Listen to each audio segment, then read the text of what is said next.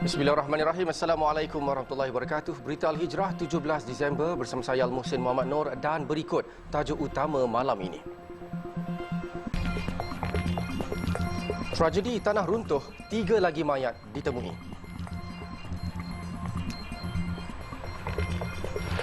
Juga 6 identiti mangsa meninggal dunia dikenal pasti.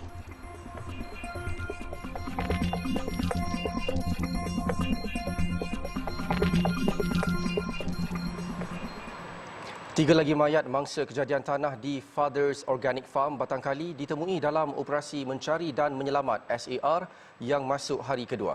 Mayat mangsa ke-22 iaitu wanita berusia lingkungan 30-an ditemui di kawasan Sektor A, manakala mayat ke-23 merupakan kanak-kanak berusia lingkungan 7 hingga 10 tahun dipercayai anak wanita terbabit. Pengarah Jabatan Bomba dan Penyelamat JBPM Selangor, Datuk Nur Azam Khamis berkata kedua-dua mayat ditemui tertimbus kira-kira sedalam 1 meter di kawasan Hillview di penghujung kawasan tapak perkhemahan sekitar jam 1.05 tengah hari. Mayat ke-24 pula merupakan seorang kanak-kanak perempuan yang ditemui pada jam 4.05 petang di Sektor A. Datuk Nur Azam berkata setakat ini 4 jentera jengkaut digunakan untuk melakukan kerja pengorikan dari 10 hingga 15 meter hingga ke tanah dasar atau tanah asal sebelum kejadian tanah runtuh berlaku. Tragedi terburuk tahun ini iaitu berlaku Khamis lepas sekitar jam 2 pagi dan menimbus 3 tapak perkhemahan di kawasan terbabit. 94 orang dilapor berada di lokasi kejadian termasuk pekerja. Setakat ini 24 mayat ditemui termasuk 6 kanak-kanak, 9 masih hilang manakala 61 lagi selamat.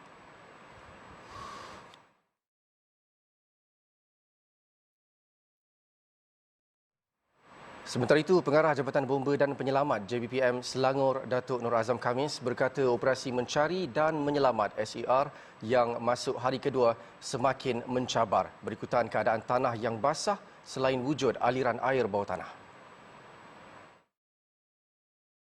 Berdasarkan secara fizikal, pemantauan yang dibuat tidak berlaku pergerakan tanah, tetapi kita khawatir kerana terdapatnya aliran air dan tanah yang lembut. Di mana tanah yang lembut ini dia bersama dengan lumpur.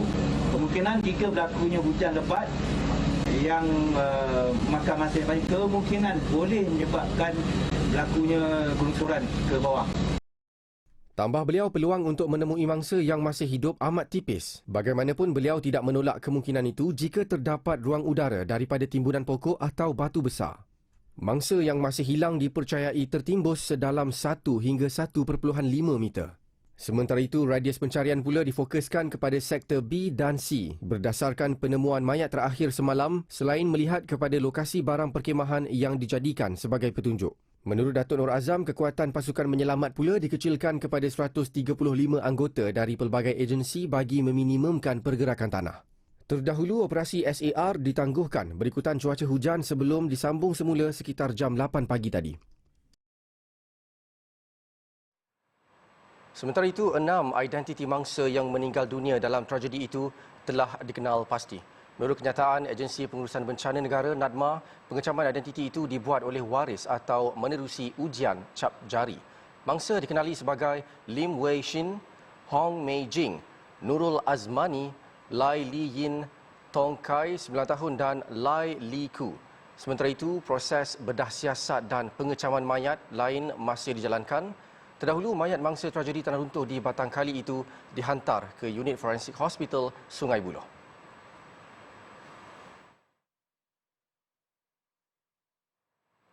Susulan tragedi itu, pengurus tapak perkhemahan Fathers Organic Farm Batangkali akan dipanggil polis untuk memberi keterangan hari ini. Perkara itu disahkan Ketua Polis Daerah Hulu Selangor, Superintendent Sufian Abdullah. Kita akan panggil pengurus tapak tu, ini hari kita akan panggil dan kita akan mengambil tindakan dengan susulan. Kita akan melaksanakan dalam tindakan kita. Semalam, Menteri Perumahan dan Kerajaan Tempatan Nga Korming berkata tapak perkhemahan itu beroperasi tanpa lesen sejak 2020. Ketiga-tiga tapak berkenaan sebaliknya hanya memiliki kebenaran merancang untuk aktiviti pertanian organik yang diluluskan Majlis Perbandaran Hulu Selangor MPHS pada 2019.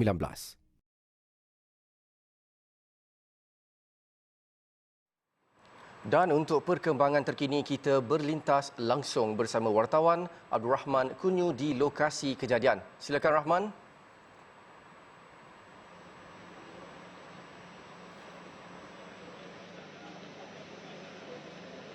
Baik, terima kasih Mohsin yang berada di studio. Saya kini langsung di hadapan tempat mencari dan menyelamat tragedi tanah runtuh di tapak perkemahan di Batang Kali. Dan apa yang saya dapat kongsikan setakat ini, lebih 48 jam tragedi tanah runtuh ini berlaku, dan pada hari ini penemuan 2 orang mayat kanak-kanak perempuan petang tadi akibat tanah runtuh ini menjadikan angka korban meningkat kepada 26 orang. Tetapi operasi mencari dan menyelamat 9 lagi mangsa diteruskan kepada 3 bahagian, iaitu sektor A, sektor B dan juga sektor C. Dan angka korban tragedi tanah runtuh tadi meningkat kepada 24 orang selepas penemuan seorang mayat terakhir sekitar jam 5.30 petang tadi, iaitu mayat kanak-kanak wanita. Namun berdasarkan info tidak rasmi yang saya boleh kongsikan setakat ini, mengatakan bahawa mereka telah pun menjumpai lagi 2 mayat sekitar jam 6.30 petang tadi. Dan jika penemuan 2 lagi mayat yang betul itu berlaku pada 6.30 petang tadi, maka operasi mencari mayat seterusnya hanya tinggal lagi 7 mangsa. Justru menurut sidang media pengarah Jabatan Bomba dan Penyelamat iaitu Nur Azam Khamis siang tadi, jumlah kekuatan petugas SAR kini dikecilkan untuk operasi pada kali ini, dan hanya menggunakan pakar-pakar untuk mereka mengenal pasti bahawa tanah runtuh itu benar-benar berlaku dan tidak memerlukan grup yang terlebih banyak ataupun kumpulan yang lebih besar.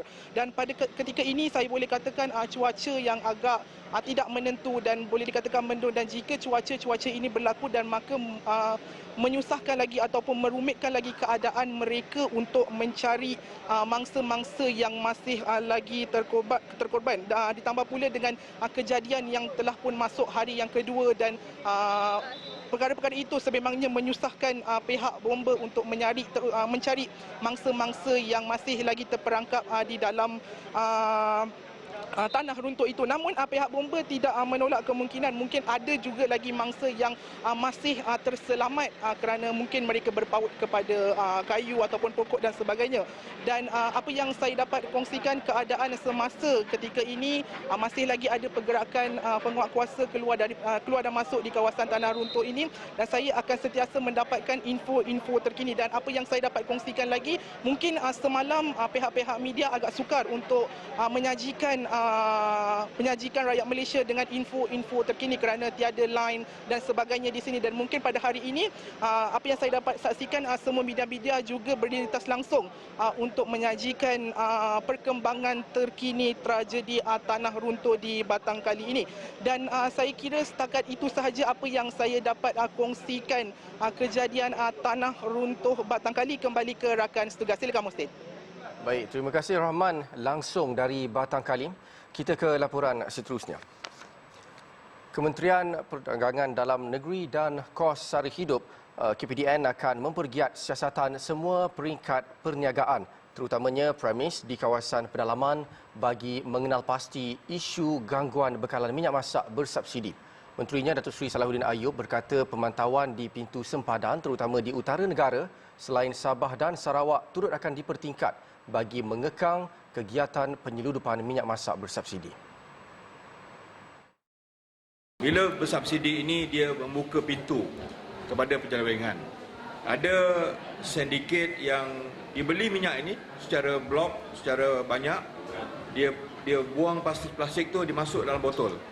Kemudian dijual sama ada dalam negeri ataupun keluar negara. Dan off terjah ini juga kita akan pastikan pintu-pintu sepadan kita, khususnya di belah utara itu, dan juga di Sabah Sarawak, di sepadan Indonesia itu juga dikawal supaya barang-barang subsidi ini dalam konteks minyak ini tidak disalahgunakan dalam mereka mengaut keuntungan.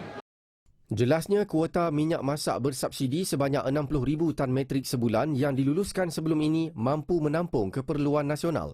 Bekalan itu bagaimanapun berkurangan akibat penyelewengan oleh pihak tidak bertanggungjawab. Pihaknya turut mengesan segelintir majikan yang mengamalkan kawalan dalaman bagi mengehadkan penjualan minyak masak bersubsidi menerusi lawatannya ke premis-premis perniagaan di daerah itu. Beliau berkata demikian selepas ditemui pada Majlis Sumbangan Bencana Mangsa Ribut di Johor Bahru.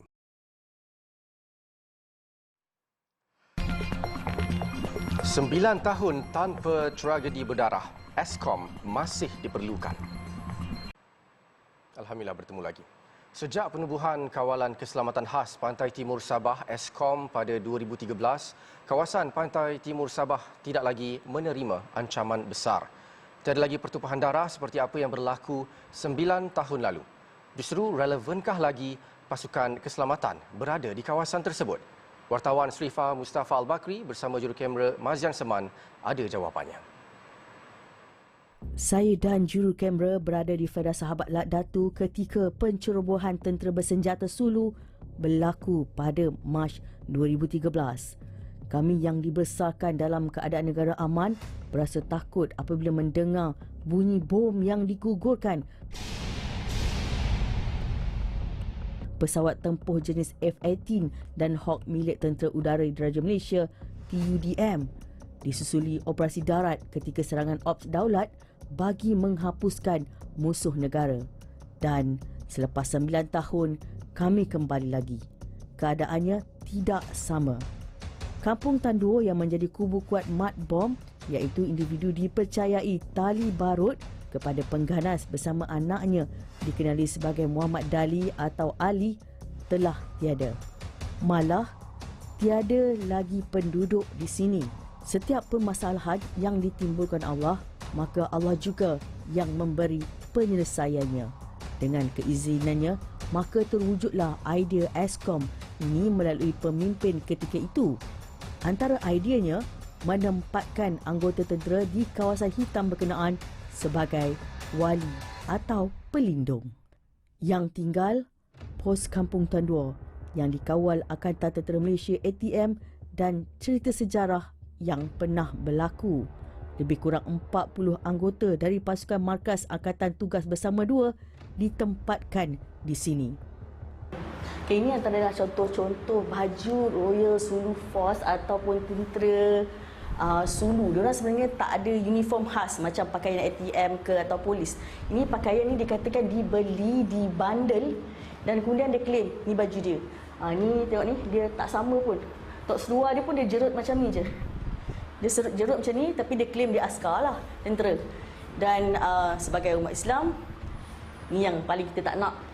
Dia guna tangkal Royal Sulu Force. Tangkal ni dia katakan bagi mereka claim ni macam bagi kebal dan tentera atau pasukan yang bertugas di situ tak nampak mereka.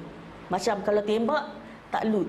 Tapi akhirnya mereka tumpas juga. Namun itu tidak bermakna pasukan keselamatan terus leka.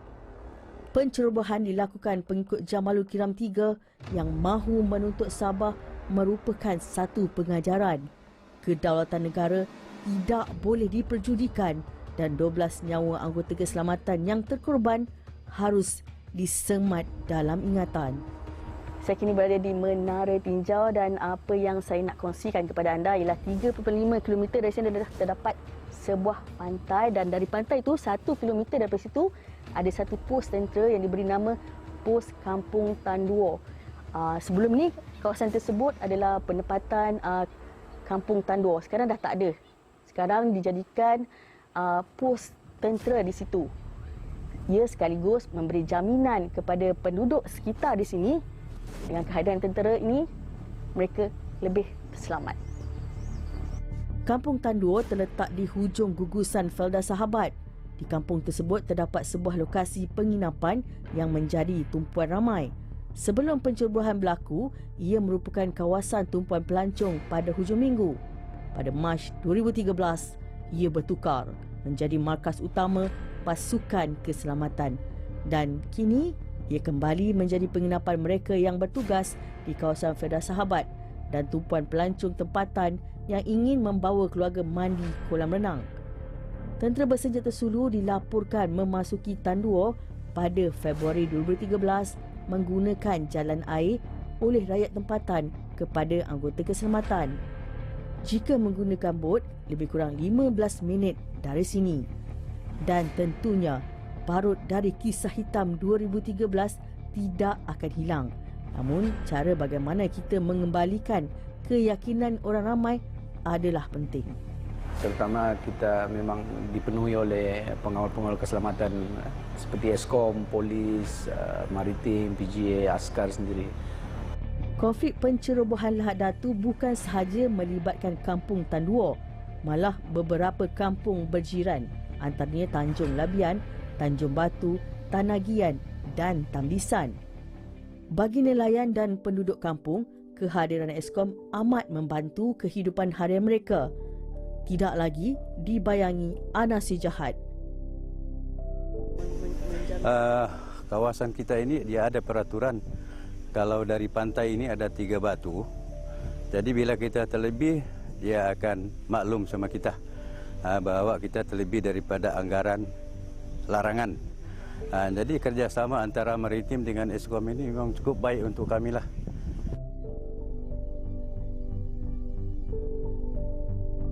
Ada je orang bertanya, ada je macam pelancong-pelancong tu ada je bertanya di mana kawasan itu pencerobohan. Saya ada ceritakan sama dia orang tu. Secara tidak langsung dia macam menarik pelancong tu datang nak dengar sejarah. Sementara itu di Bandar Lahad Datu, penduduk dan peniaga berasa lega dengan kehadiran pasukan keselamatan dari Eskom, terasa diri selamat dari ancaman-ancaman yang berasal daripada negara jiran Filipina. Sekarang ni lebih aman lah sebab sekarang Eskom jaga, Askar, PGA, di semua bolehlah aman. Lebih terjamin lah. Ya, lebih terjamin. Eskom tu alhamdulillah lah orang jaga. Okey juga kalau ada Eskom jaga. Eskom jaga di sini lebih aman. Aman lah sikit. Terjamin lah. Tadi setakat kita 9 tahun kan kekacauan tu masih ada lagi dengar. Nah, macam ada lagi. Keselamatan yang dulu sama sekarang lah. Kalau dulu tu memang agak tidak terkawal lah, sekarang ni agak terjaga lah juga. Tidak kurang juga peniaga asing yang menumpang mencari rezeki di sini. Kata mereka keadaan begitu tegang pada 2013. Namun kini semuanya tenang-tenang sahaja. Kalau ada Eskom tu kan susah sikit lagi, berniaga pun susah. Apa yang susah ni? Sebab kadang-kadang ada Eskom, kami pun berlari juga. Berlari kenapa? Sebab kan Eskom tangkap, kami kan tiada lesen menjual di luar. Sekarang okeylah sikit? Okey sudah. Pelaburan di Lahad Datu juga semakin menarik minat pelabur. Antaranya projek Pelabuhan Kluster Industri Minyak Sawit POIC Lahad Datu. Ia bakal merancakkan lagi pembangunan perindustrian dan ekonomi Sabah menerusi pengisytiharan pengoperasian sepenuhnya sebagai pelabuhan awam selain menarik lebih ramai pelabur dan memberi impak signifikan kepada pembangunan perindustrian kawasan pantai timur negeri ini. Ia juga sebagai hub logistik di kawasan pertumbuhan ASEAN Timur Brunei Darussalam Indonesia Malaysia Filipina BIMP-EAGA.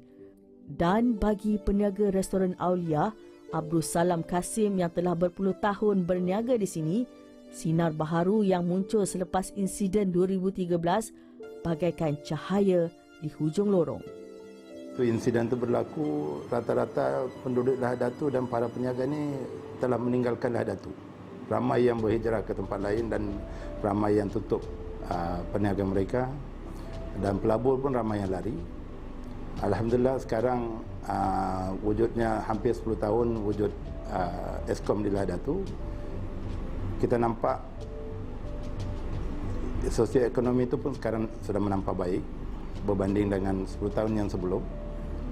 Dan para pelabur pun sudah mulai berkunjung balik ke Lahad Datu.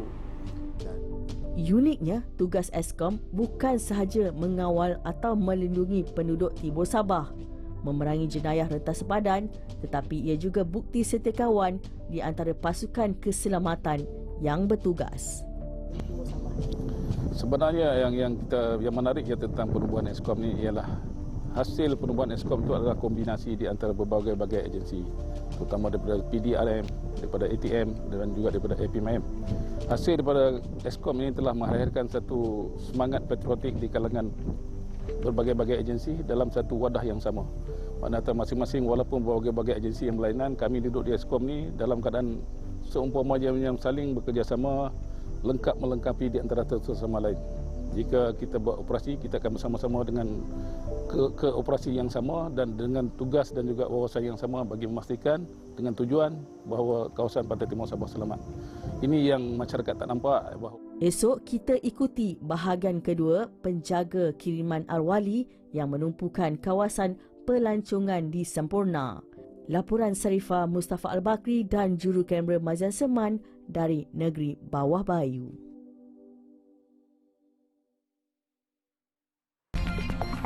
Baik, selepas ini limpahan jemaah umrah luar biasa. Dalam dari seluruh dunia termasuk Malaysia yang kini dalam kerinduan untuk mengerjakan umrah selepas pasca pandemik menyebabkan peningkatan luar biasa jemaah di Tanah Suci. Malah ada jemaah yang tiba-tiba terpaksa menginap di hotel agak jauh dan merasakan pakej yang diberikan tidak sama seperti yang dijanjikan. Pengarah Eksekutif Wira Saujana Travels and Tourism Berhad, Muhammad Azri berkata, sebelum negara dilanda pandemik, secara puratanya setiap tahun jemaah umrah Malaysia adalah sekitar 250,000 hingga 300,000 orang. Namun bagi musim umrah tahun ini, kemasukan jemaah negara mencatatkan kadar yang ketara, dianggarkan kira-kira 400,000 orang. Apa yang kita nampak ialah lebihan dari segi demand. Dari segi demand tu lebih tahun ini. Jadi memang syarikat-syarikat agensi, syarikat-syarikat penerbangan, hotel-hotel di Tanah Suci, semua tidak menjangkakan keadaan sebegini rupa. Jadi bila diorang tak dapat menjangkakan benda ni, jadi diorang ni akan set a target yang agak realistik buat permulaannya. Bila kita start buka balik satu Muharram baru-baru ni di bulan Ogos, bila umrah start balik, semua sangat-sangat berhati-hati kerana takut apa-apa jadi lanjutan daripada COVID ni. Menurutnya, beliau sendiri terpaksa menolak 400 jemaah disebabkan sudah terlebih kapasiti yang ditetapkan dan tidak mahu berlaku sebarang masalah di kemudian hari, lebih-lebih lagi melibatkan penempatan jemaah. Tambahnya, bilangan jemaah bulan ini terlampau sesak seolah-olah ketika ibadat umrah pada bulan Ramadan. Beliau berkata, agensi pelancongan yang menawarkan pakej umrah perlu lebih bertanggungjawab dan telus dalam menawarkan pakej termasuk kemampuan dalam menyediakan kapasiti selain memberitahu jemaah apa yang mereka akan tempuhi sepanjang di Tanah Suci kelak.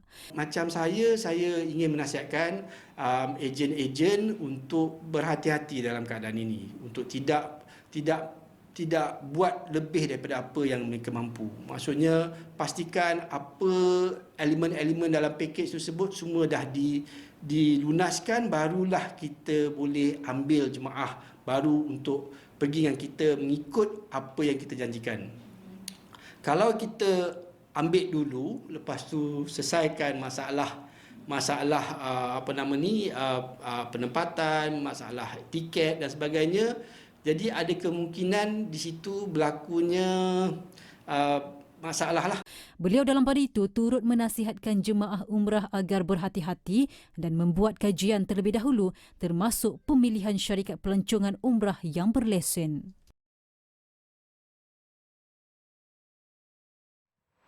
Sebentar tadi telah masuk waktu solat fardu isyak bagi wilayah Persekutuan Kuala Lumpur dan kawasan-kawasan sewaktu dengannya. Sentiasa letakkan solat sebagai keutamaan dalam apa jua keadaan kerana menunaikan solat fardu 5 kali sehari bermakna seseorang Muslim itu menegakkan agamanya.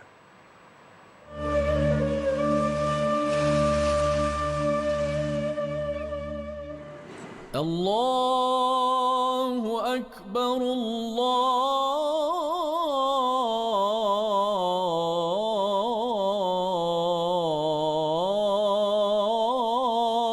Akbar,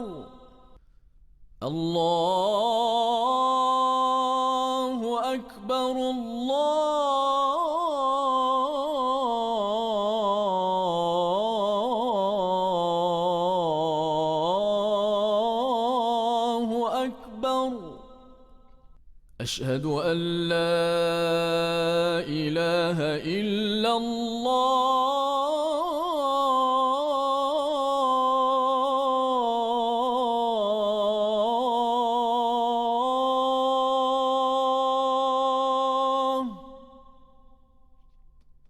أشهد أن لا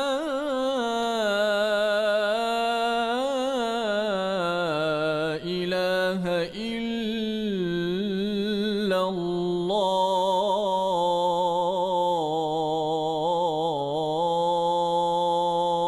الله أشهد أن محمدًا رسول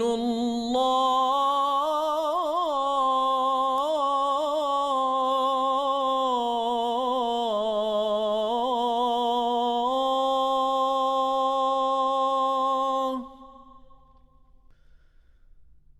أشهد أن محمدًا رسول الله حي على الصلاة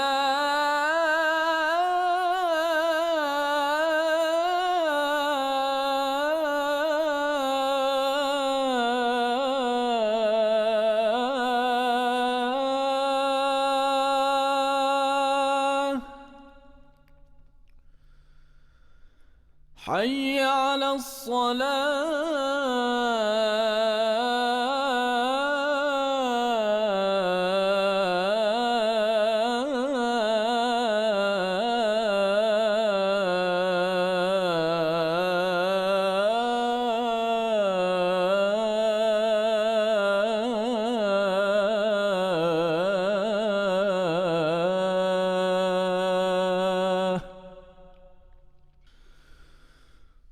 حي على الفلاح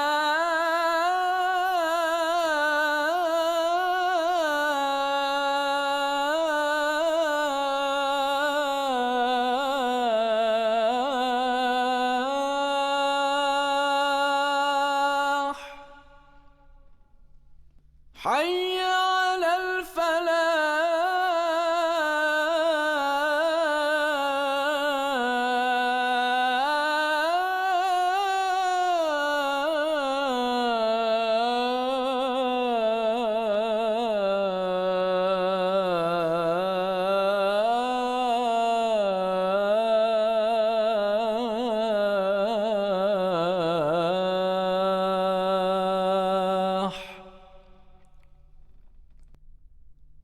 الله أكبر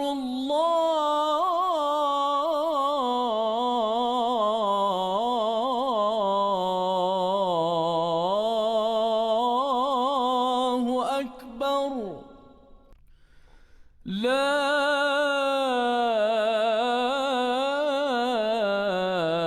إله إلا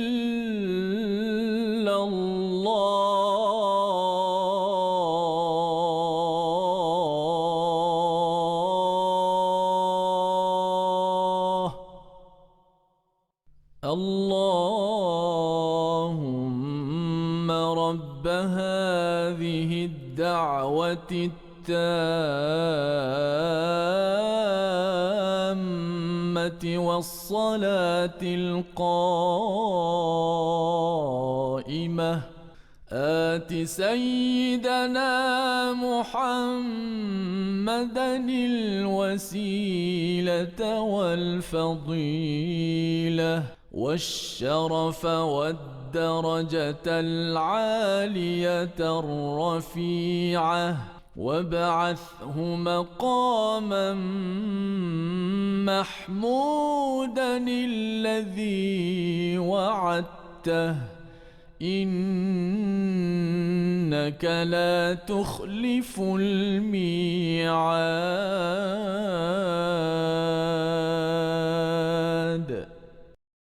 selamat menunaikan solat fardu Isyak. Baik, laporan seterusnya, pengukuhan jalinan hubungan Malaysia dengan Universiti Al-Azhar, Mesir.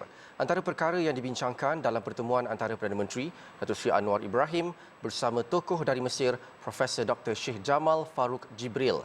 Perbincangan berhubung perihal pendidikan tinggi Islam itu dibuat memandangkan Universiti Al-Azhar Mesir ketika ini menempatkan kira-kira 6,204 pelajar Malaysia. Terdahulu, Datuk Seri Anwar menerima kunjungan Profesor Dr. Sheikh Jamal di Seri Perdana Putrajaya sempena Majlis Ilmu. Tetamu yang hadir turut menunaikan solat Maghrib dan Isyak secara berjemaah selain penyampaian kuliah oleh Profesor Dr. Sheikh Jamal bertajuk Peranan Akhlak dalam Pembinaan Negara. Datuk Seri Anwar menerusi catatan Facebooknya berkata, tajuk kuliah yang disampaikan tokoh dari Universiti Al-Azhar itu selari dengan misi pentadbiran beliau untuk menjelmakan nilai akhlak dalam tata laksana kenegaraan. Pertemuan itu turut dihadiri Menteri di Jabatan Perdana Menteri Hal Ehwal Agama, Datuk Seri Dr. Naim Mokhtar.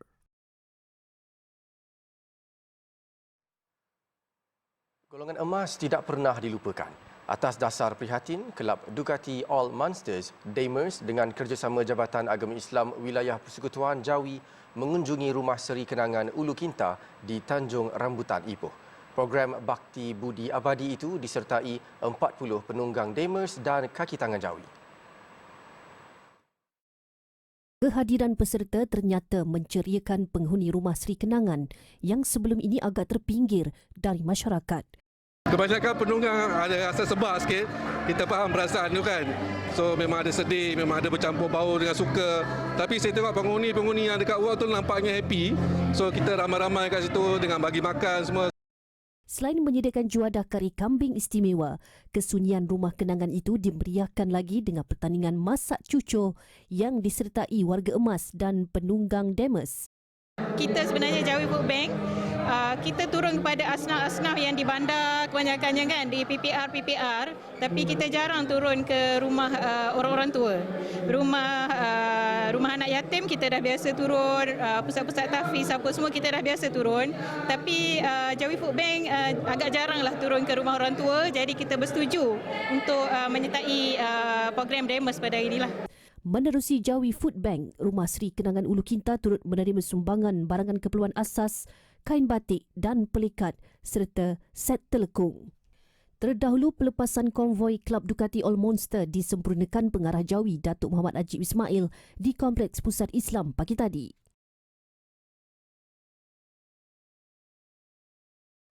Kementerian Pelancongan Seni dan Budaya MOTEK melalui Kraft Tangan Malaysia menyasarkan nilai jualan berjumlah 7.5 juta ringgit bagi Festival Kraft Johor FKJ 2022. Ia melibatkan kira-kira 217 usahawan kraft di seluruh negara bagi mempromosi produk-produk kraft mereka yang mempunyai nilai tersendiri.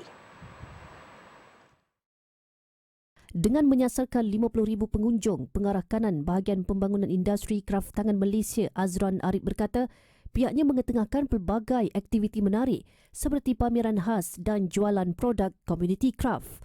Acara utamanya adalah jualan produk kraft dan kita kita bawa usahawan kraft daripada usahawan dari Semenanjung, Sabah dan Sarawak, dan pada tahun ini apa yang kita ingin titik beratkan adalah kempen kesedaran terhadap batik Malaysia, di mana pada tahun ini dan pada bulan Disember ini merupakan bulan sambutan Hari Batik Malaysia yang telah diisytiharkan oleh kerajaan sebelum ini, dan atas platform FKJ ini kita memperluaskan lagi kempen ini Batik Malaysia. Pengunjung turut ditawarkan dengan voucher bernilai RM30 dengan setiap gandaan RM100 bagi pembelian produk kraft tempatan di FKJ 2022. Sementara itu, seramai 3 penggiat seni kraft menerima watika pelantikan sebagai Adi Guru Kraft Baharu bagi tahun 2022 untuk menjadi sumber rujukan kepada masyarakat berhubung industri kraft.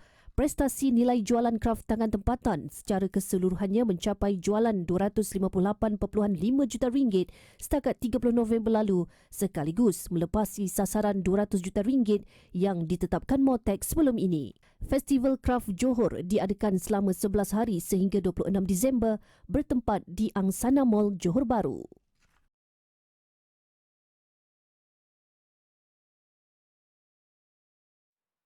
Sekian berita Al-Hijrah. Jangan lupa kami turut berada di pelbagai platform media sosial seperti Facebook, Twitter, YouTube, Instagram dan TikTok. Layari juga alijrahnews.com untuk lagi kupasan mendalam, berita dalam dan luar negara serta artikel eksklusif. Saya Al-Muhsin Muhammad Nur. Assalamualaikum warahmatullahi wabarakatuh dan selamat malam.